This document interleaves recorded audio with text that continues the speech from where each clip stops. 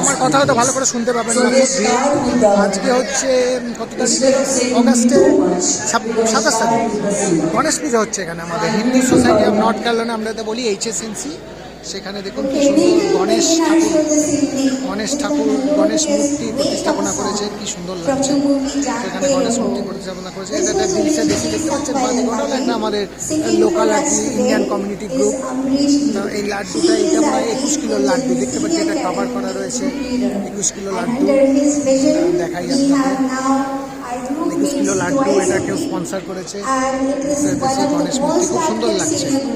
তো চারিদিকে লোক এসছে প্রচুর, দেখতে পাচ্ছেন।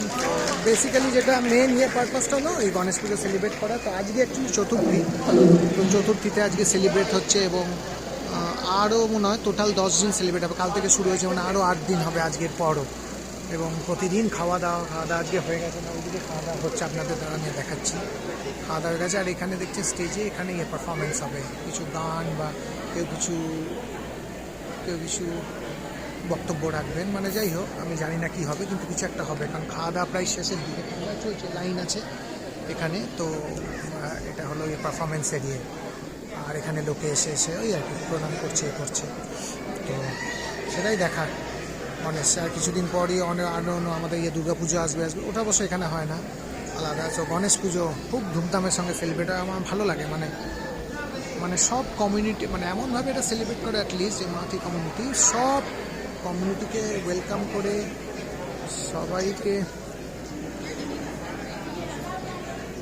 সবাইকে আন্তরিকভাবে মানে ডেকে নেয় যে আসুন, দেখুন, এনজয় করুন গণেশ পুজো। পারলে ডোনেট করুন। আমরা যেমন কিছু ডোনেট করেছি, তার জন্য শনিবার আছে, শনিবার অভিষেক আছে। অভিষেক মানে মনে হয় গান শুরু হচ্ছে, আর আমার কথা শুনতে পাবেন না। তো আমি এখানে আজকে ব্লগ বন্ধ করি। জয় গণপতি বাপ্পা। আশা করি সবাই